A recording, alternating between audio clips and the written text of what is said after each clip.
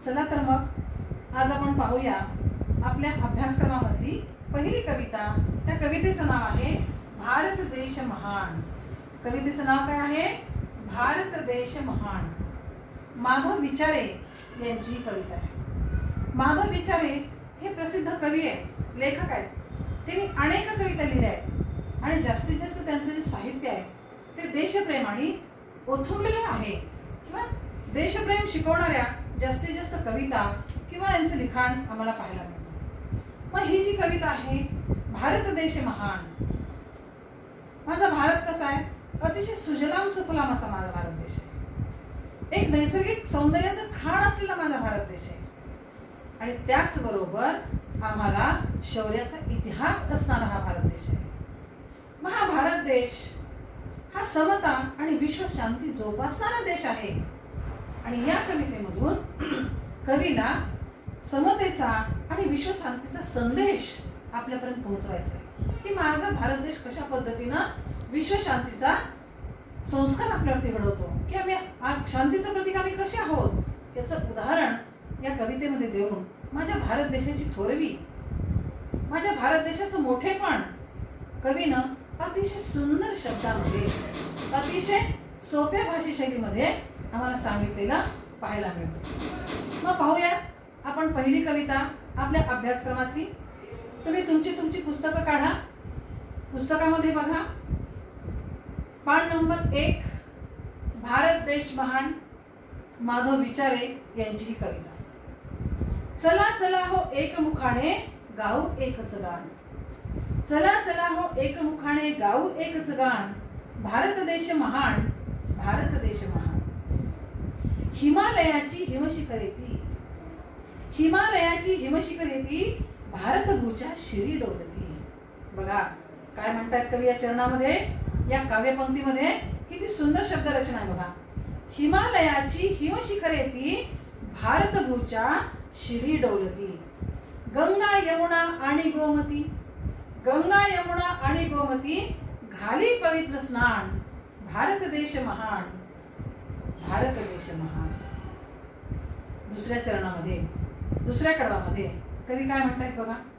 इतिहास नवा हा बलिदानाचा, इतिहास नवा हा बलिदानाचा, शौर्याचा आणि पराक्रमाचा. काय म्हणतात कवी? इतिहास नवा हा बलिदानाचा, शौर्याचा आणि पराक्रमाचा, समतेचा आणि विश्वशांतीचा, जागवी राष्ट्राभिमान. समतेचा आणि विश्वशांतीचा, जागवी राष्ट्राभिमान. भारत देश महान, भारत देश महान. शौर्याने जे वीरची लढले. शेवटच्या चरणामध्ये शेवटच्या काव्यपंक्तीमध्ये कवी काय सांगताय? शौर्याने जे वीरची लढले, रणांगणी ते पावन झाले. शौर्याने जे वीरची लढले, रणांगणी जे पावन झाले. भारत भूचे स्वप्न रंगले, चढोनी उंच निशाण. भारत भूचे स्वप्न रंगले, चढवून उंच निशाण. भारत देश महान, भारत देश महान. किती सुंदर कविता आहे बघा. फक्त 8च ओळींची कविता आहे, परंतु ह्या 8 ओळींमध्ये अतिशय सुंदर असा अर्थ व्यापलेला आपल्याला पाहायला मिळेल किंवा माझ्या मायभूमीचं, माझ्या भारताचं अतिशय गुणगान केलेलं, शौर्याचा इतिहास सांगितलेला, आम्हाला कशा पद्धतीनं नैसर्गिक सौंदर्य प्राप्त झालेलं आहे हे सगळं वर्णन अतिशय सुंदर पद्धतीनं, अतिशय भावुक पद्धतीनं कवीनं आपल्यासमोर मांडलेलं आहे. मग पहिल्यांदा काय म्हणतायत कवी? चला चला हो एकमुखाने गाऊ एकची गाण. भारत देश महान, भारत देश महान. एकमुखाने गाण गायचंय. कोणाचं गाण गायचंय? भारतभूमीचं गाण गायचंय. मग एकमुखाने म्हणजे काय? एकजुटीने. पहिल्या ध्रुवपदामध्ये कवी काय सांगतायत? चला चला हो एकमुखाने गाऊ एकची गाण. भारत देश महान, माझा भारत देश महान. आम्हाला एकजुटीचं, ऐक्याचं, एकमुखाने म्हणजे एकजुटीने, आम्हाला एकमुखानं, एकजुटीनं, ऐक्याचं गुणगान या भारत देशाचं करायचं आहे. कारण का माझ्या देशामध्ये 18 पगड जाती, 18 पगड धर्म इथे एकोप्यानं नांद आहे. हिंदू, मुस्लिम, सिख, ईसाई आपस में हम भाई भाई, हा आमचा नारा आहे. हा आम्ही नारा फक्त देत नाही आहोत, तो नारा मी जपतोय. त्या भारतामध्ये अनेक धर्माचे, अनेक पंथाचे, अनेक जातीचे लोक राहत आहेत, परंतु ते गुण्या गोविंदानं राहत आहेत. सर्वांसाठी समानतेची वागणूक आहे. कुणी उच्च नीच नाही आहे. कुठलाही भेदाभेद माझ्या भारतामध्ये केला जात नाही. प्रत्येकाचे रीत रिवाज, सण, उत्सव साजरे केले जातात. आपण पाहतो, आपण दिवाळी साजरी करतो, दसरा साजरा करतो, ईदही साजरी करतो, ख्रिसमसही साजरा करतो, गुरु नानक जयंती आम्ही तेवढ्याच धुमधडाक्यात करतो. म्हणजे कोणताही भेद माझ्या देशामध्ये नाही. तर आम्ही एकोप्यानं, ऐक्यानं, एकात्मतेनं, एकजुटीनं या भारतामध्ये राहतो आहोत आणि तेच ऐक्याचं गाण आम्हाला एकमुखानं गायचं आहे, असं परत परत आपल्याला कवी विचारे सांगत आहे. मग पहिल्या कडव्यामध्ये किंवा पहिल्या चरणामध्ये कवी काय सांगतात आम्हाला? हिमालयाची हिमशिखरे ती, हिमालयाची हिमशिखरे ती भारतभूच्या शिरी डोलती. हिमालयाची हिमशिखरे ती भारतभूच्या शिरी डोलती. गंगा यमुना आणि गोमती घाली ती पवित्र स्नान. गंगा यमुना आणि गोमती घाली ती पवित्र स्नान. भारत देश महान, माझा भारत देश महान. किती सुंदर कल्पना केली आहे, किती सुंदर माहिती आहे काव्यपंक्तीमध्ये आपल्याला कवीने सांगितलेली आहे की माझ्या भारतभूमीला, माझ्या देशाला नैसर्गिक ठेवा कसा मिळाला. या परमेश्वरानं अनंत हस्तानं माझ्या भारतभूमीवरती किती वरदान निसर्गाचं आम्हाला केलेले. तर माझा जो भारत देश आहे, त्या भारत देशाच्या मुकुटावरती शिर म्हणजे डोकं, शिर म्हणजे डोकं. हिमालयाची हिमशिखरे ती भारतभूच्या शिरी डोलती. जणू काही माझ्या भारतभूमीच्या, या भारताच्या डोक्यावरती हिमालयाची सुंदर असं मुकुट शोभत आहे, किंवा हिमालयाची सुंदर मुकुट, हिमालयाचा सुंदर मुकुट या भारतभूमीनं घातलेला आहे, अशी कल्पना या ठिकाणी केली आहे. किती सुंदर कविता आहे बघा, किंवा किती सुंदर काव्यपंक्ती आहे बघा. तुम्ही वाढदिवस साजरे करता आणि वाढदिवसाला तुम्ही काय करता बघा? तुमच्या भाषेत तो मुकुट, एक सुंदर मुकुट असा तुम्ही ज्याचा वाढदिवस असेल तो परिधान करतो किंवा घालतो. मग रंगीबेरंगी खडे त्याच्यावरती चमकत असतात, सुंदर तुम्ही त्या दिवशी दिसता. तसाच मुकुट अतिशय हिऱ्यासारखा चमकणारा, माणकासारखा चमकणारा, बर्फाच्छादित शिखरांचा मुकुट माझ्या देशानं परिधान केलेला आहे. किंवा निसर्गानं एक दान माझ्या भारतभूमीला केलेलं आहे, माझ्या भारताला केलेलं आहे की बर्फाच्छादित हिमालयांचा मुकुट त्यांना आपल्या शिरावरती मोठ्या अभिमानानं घातलेला आम्हाला पाहिजे. आणखी काय बरं माझ्या भारतामध्ये? फक्त हिमशिखरच आहेत का? मोठमोठे हिमालय पर्वतच आहेत का? तर नाही. माझ्या या भारत देशाला स्नान घालण्यासाठी, अंघोळ घालण्यासाठी, पावित्र्य राखण्यासाठी त्याच्या पायथ्याशी कोणकोणत्या नद्या वाहतात? गंगा यमुना आणि गोमती घाली ती पवित्र स्नान. जणू काही या गंगा यमुना गोमती नद्या माझ्या देशाला पवित्र स्नान घालतायत, त्याचं मांगल्य टिकवण्याचा प्रयत्न करतायत, जमीन सुपीक करण्याचा प्रयत्न करतायत. आणि हे करत असताना सुद्धा कोणत्याही पद्धतीचा भेदभाव माझ्या नद्यांमध्ये नाही, माझ्या भारतामध्ये नाही. आणि म्हणून पुन्हा पुन्हा कवी आपल्याला सांगतायत, हिमालयाची हिमशिखरे ती भारतभूच्या शिरी डोलती. गंगा यमुना आणि गोमती घाली ती पवित्र स्नान. भारत देश महान, माझा भारत देश महान. पुन्हा पुन्हा कवी सांगतायत की माझा भारत देश हा महान आहे, थोर आहे, मोठा आहे. माझ्या देशाची संस्कृती खूप चांगली आहे, एकात्मताही खूप चांगली आहे आणि जागतिक शांतीचं प्रतीक म्हणजे माझा भारत देश आहे. आता त्याच्यानंतरच्या कडव्यामध्ये कवी काय सांगतायत बघा, समजताय ना सर्वांना? परत परत ऐका. इतिहास नवा हा बलिदानाचा, इतिहास नवा हा बलिदानाचा, शौर्याचा आणि पराक्रमाचा. इतिहास नवा हा बलिदानाचा, शौर्याचा आणि पराक्रमाचा, समतेचा आणि विश्वशांतीचा, जागवी राष्ट्राभिमान. समतेचा आणि विश्वशांतीचा, जागवी राष्ट्राभिमान. भारत देश महान, आमचा भारत देश महान. बघा, आम्हाला इतिहास लाभलेला आहे. आपण म्हणतो आमचा देश स्वतंत्र झाला. सहजतेनं आपण बोलत जातो. आमचा देश स्वतंत्र झाला, दासत्वातून मुक्त झाला. मी तर असे म्हणेल की आमचा देश स्वतंत्र झाला नाही, दासत्वातून मुक्त झाला नाही, तो आम्ही केला. ते आम्हाला कोणी दान म्हणून दिलं नाही की हा घ्या तुमचा देश आणि चालवा तुम्ही. नाही, माझ्या अनेक वीरांनी बलिदान दिलेलं आहे. माझ्या अनेक सैन्यांनी बलिदान दिलेलं आहे. अनेकाची कपाळ उडी पडलेली आहे. अनेकाचे संसार उद्ध्वस्त झालेले आहेत. माझे चाफेकर बंधू फासावरती लटकलेले आहेत. सावरकरांनी कौलू फिरवलेला आहे. खूप कष्ट या लोकांनी सहन केलेले आहेत. बाजीप्रभू देशपांडे सारख्यांनी खिंड थोपून धरली. आणि तेव्हा कुठे अनेकांचं बलिदान जेव्हा या वेदीवरती लागलंय, या यज्ञ कुंडामध्ये अनेकांचं बलिदान ज्यांनी दिलंय, तेव्हा माझा भारत देश आम्ही स्वतंत्र केलाय. तो झाला नाही, तो आम्हाला कुणी दान म्हणून दिला नाही. माझ्या शब्दांचा अर्थ तुम्ही नीट लक्षात घ्या की आम्हाला आमचा देश स्वतंत्र करून घ्यावा लागलाय. आम्ही तो घेतलाय आणि बलिदान देऊन घेतलाय. अनेक वीरांनी या ठिकाणी बलिदान दिलेले आहे. अनेक वीर या ठिकाणी शहीद झालेले आहेत. आणि म्हणून इतिहास नवा हा बलिदानाचा, शौर्याचा आणि पराक्रमाचा, समतेचा आणि विश्वशांतीचा, जागरी राष्ट्राभिमान, भारत देश महान, आमचा भारत देश महान. बघा किती सुंदर कल्पना आहे. तसं पाहिलं तर फक्त 2 ओळी आहेत. एक 10-12 शब्दांची त्या 2 ओळी होतात, परंतु अर्थ केवढा महान आहे. अर्थ किती व्यापक आहे या 2 ओळींचा. कवी काय म्हणतायत, इतिहास नवा हा बलिदानाचा, शौर्याचा आणि पराक्रमाचा.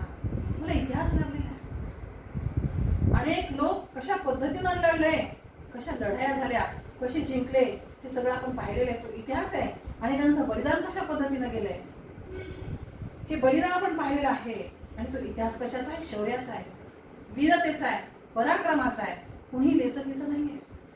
या माझ्या भारतभूमीवरती राहणारी माणसं, या भारतभूमीवरती राहणारे सैनिक कुणी लेचेपेचे नाही आहे. शूर आहेत, साहसी आहेत, धाडसी आहेत. आता इतिहास आपण फक्त वाचून शिकलो. आता परवा आपण इतिहास पाहिला, जगला, अनुभवला. आपण पाहिलं की चीननं आमच्याकडे कशा पद्धतीनं घुसखोरी केली, आम्हाला कशा पद्धतीनं तो त्रास देत होता, परंतु तरीही माझे भारतीय जवान डगमगले नाही.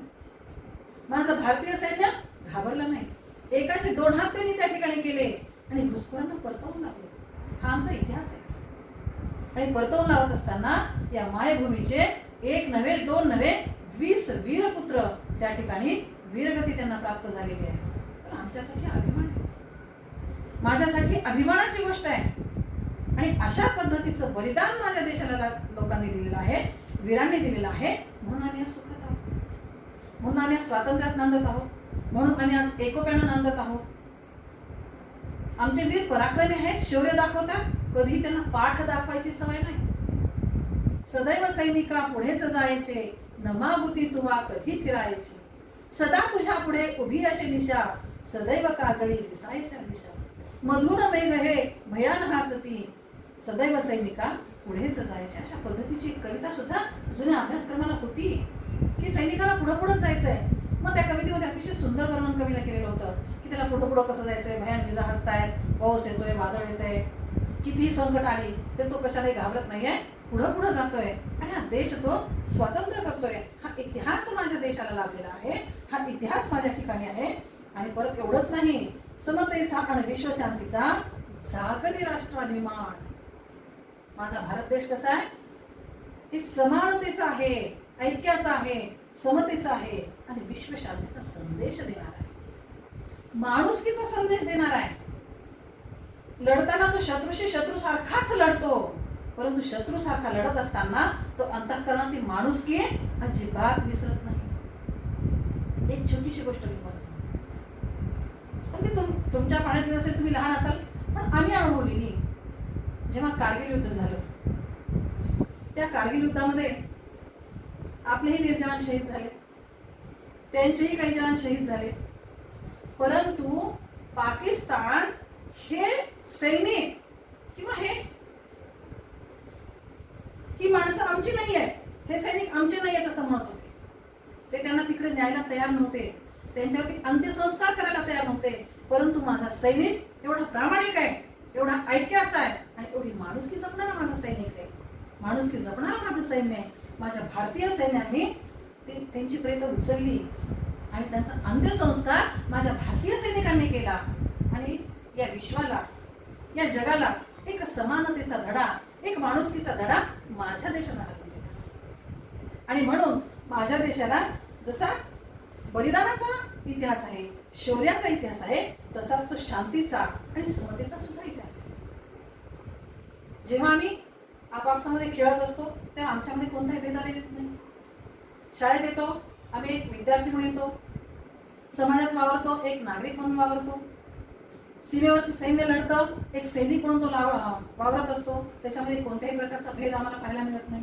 म्हणजे एकात्मतेचा, समानतेचा संदेश माझा भारत देश हा जगाला नेहमी करताच देत राहतो. आणि म्हणून मला पुन्हा पुन्हा म्हणावं असं वाटतं, हिंदू मुस्लिम शीख ईसाई आपस में है भाई भाई हा नारा आम्ही सार्थ करून दाखवलेला आहे, आजपर्यंत सार्थ केलेला आहे आणि इथून पुढे आम्ही तो सार्थ करणार आहोत. आम्ही मेणापेक्षाही मऊ आहे, परंतु वज्रापेक्षाही कठीण आहे, हाही आम्हाला इतिहास लाल बहादूर शास्त्री घालून दिला आहे. प्रसंगी आम्ही मेणापेक्षा मऊ आहोत. आमच्याशी प्रेमाने बघा, आम्ही तुमच्याशी प्रेमाने वागू. परंतु तुम्ही जर आमच्याकडे वाकडी नजर करून बघत असाल तर आम्ही त्याची गय करणार नाही. हा इतिहास आम्हाला वेळोवेळी आमच्या वीर सैनिकांनी घालून दिलेला आपल्याला पाहायला मिळतो. आणि म्हणून कवी म्हणताय, इतिहास नवा हा बलिदानाचा, शौर्याचा आणि पराक्रमाचा, समतेचा आणि विश्वशांतीचा जागवी राष्ट्राभिमान.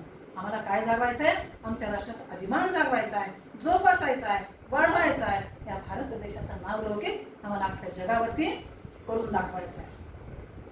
शौर्याने जे वीरची लढले, शौर्याने जे वीरची लढले, रणांगणी ते पावन झाले, भारतभूचे स्वप्न रंगले, चढवणी उंच निशाण.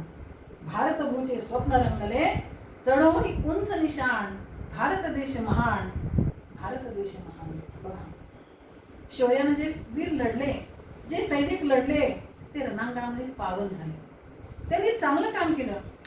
भ्याडपणाचं जगणं जगण्यापेक्षा शौर्याचं मरण केव्हाही चांगलं.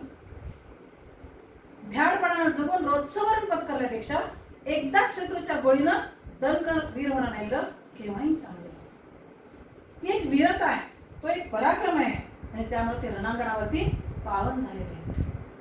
परवा आपण पाहिलं, कारगिल युद्धातही पाहिलं, परवा चीननं घुसखोरी केली तेव्हाही आपण पाहिलं. पुन्हा पुन्हा मी तुम्हाला उदाहरणं देते आहे, कारण का तुमच्या डोळ्यासमोर घडलेल्या घटना आहेत, तुम्ही अनुभवलेल्या म्हणजे पाहिलेल्या घटना आहेत. टीव्हीमध्ये, पेपरमध्ये सगळीकडे ह्या घटना तुम्ही पाहिलेल्या आहेत की माझं सैन्य कसं लढतं, किती शौर्य दाखवतं आणि रणांगणामध्ये कशा पद्धतीनं पालन होतं. एक दुपारी एक प्रसंग घडला बघा. टीव्ही लावला आणि टीव्ही लावल्याबरोबर एक 20-22 वर्षाचा तरुण, तो सैनिक होता. त्याच्या पाठीवरती ती बळकटी होती, त्याच्या कपड्याचं साहित्य होतं आणि अख्खं कुटुंब त्याच्या भोवती जमलं होतं. तो निघाला होता चीनच्या सीमेवर लढायला जाण्यासाठी. अगदी दुपारची बातमी आहे आणि अतिशय भावूक असा तो प्रसंग होता. त्याची आई, त्याचे भाऊ, त्याच्या घरातले सगळे कुटुंबीय, ह्यांना सगळ्यांना तो जवळ करत होता. त्याच्या आईनं त्याच्या कपाळाला टिळा लावला, पण एकही थेंब त्याच्या डोळ्यामध्ये नव्हता. तो सांगत होता की आई, मी नक्की पुन्हा परत येणार आहे, मी तुला भेटणार आहे, या देशाला, या देशाच्या सगळ्या अडचणी दूर करून मी पुन्हा तुझ्यापाशी येणार आहे. हा पुन्हा पुन्हा तो अभिमानानं सांगत होता. हा अभिमान, हे शौर्य, हे साहस, हे धाडस फक्त आणि फक्त माझ्या भारतीय जवानांमध्ये असतं. शौर्याने जे वीरची लढती रणांगणी ते शौर्याने जे वीरची लढले, रणांगणी ते पावन झाले, भारतभूचे स्वप्न रंगले, उंचवणी उंच निशाण. बघा, भारतभूचं स्वप्न रंगलं. या मातृभूमीचं, या माझ्या आईचं एक स्वप्न होतं की या दासत्वाच्या बेड्या माझ्या पायातून रिकाम्या झाल्या पाहिजेत, या दासत्वाच्या बेड्या तुटून पडल्या पाहिजेत, त्या शृंखला निघून पडल्या पाहिजेत आणि माझ्या वीर जवानांना या भारतभूचं स्वप्न सत्यात उतरवलं, रंगवलं, आपल्या आत्म्याची, आपल्या प्राणाची आहुती दिली. परंतु या मायभूमीला दासत्वातून मुक्त केलं, तिच्या पायातल्या बेड्या हाणून पाडल्या आणि तिला मोकळं केलं. म्हणून तिचं स्वप्न रंगलं, ती हास्यानं फुलून गेली. आणि म्हणून तुम्ही आम्ही आज या स्वातंत्र्य भारतामध्ये अतिशय स्वाभिमानानं, अभिमानानं आणि प्रेमानं जगू शकतो. आणि याचं निशाण म्हणजे माझा तिरंगा ध्वज आहे. मला अभिमान असा वाटावा असा तो तिरंगा ध्वज आहे. तुम्ही जर आपल्या तिरंगा ध्वजाचं कधी निरीक्षण केलं का? माझा तिरंगा ध्वज कसा आहे पाहिलं? त्याच्यात कोणते रंग आहे ते तुम्हाला माहिती आहे? त्याच्यावरती मध्ये काय चित्र आहे हे तुम्हाला माहिती आहे? हे सगळं आपण समजून घेतलं पाहिजे. 3 रंगाचा माझा ध्वज आहे. पहिला रंग आहे तो केशरी, दुसरा पांढरा आणि तिसरा हिरवा. ह्या 3 रंगांना काहीतरी विशेष अर्थ आहे, काहीतरी महत्व या रंगांचं. केशरी रंग आम्हाला साक्ष देतो शौर्याची, पांढरा रंग आम्हाला साक्ष देतो मांगल्याची, पावित्र्याची, शुभ्रतेची, आणि हिरवा जो रंग आहे तो आम्हाला सांगतो की तुम्ही सदैव क्रांती करा, प्रगती करा, पुढे पुढे जा, डगमगू नका. म्हणजे क्रांतीचं ते प्रतीक तो हिरवा रंग आहे. आणि असं सगळं असलेला तो तिरंगी ध्वज आहे आणि त्या ध्वजावरती एक मोठंसं अशोक चक्र आहे. तुम्ही पाहिलं असेल. त्या अशोक चक्राला 24 आऱ्या आहेत, म्हणजे 24 रेषा आहेत त्या चक्रावरती. या पद्धतीनं बघा, हे असं चक्र आहे आणि याला आपण आर्या म्हणूया. या रेषा ह्या 24 आहेत. मग ह्या 24 आर्या आम्हाला काय सांगतायत? हे चक्र आम्हाला काय सांगतंय की 24 तास तुम्ही सज्ज असलं पाहिजे, 24 तास तुम्ही तयार असलं पाहिजे, सावध असलं पाहिजे. कोणत्या क्षणी कुठूनही कोणताही शत्रू आला तर त्याची चाहूल आम्हाला लागली पाहिजे. आम्ही सज्ज असलं पाहिजे, तयार असलं पाहिजे, सावध असलं पाहिजे. एवढा महान अर्थ माझ्या ध्वजामध्ये सामावलेला आहे. आणि म्हणून शेवटच्या चरणामध्ये कवी काय म्हणतायत? शौर्याने जे वीरची लढले, रणांगणी ते पावन झाले, भारतभूचे स्वप्न रंगले, चढवली उंच निशाण, भारत देश महान, माझा भारत देश महान. अतिशय सुंदर अशी कविता या ठिकाणी आपली संपलेली आहे.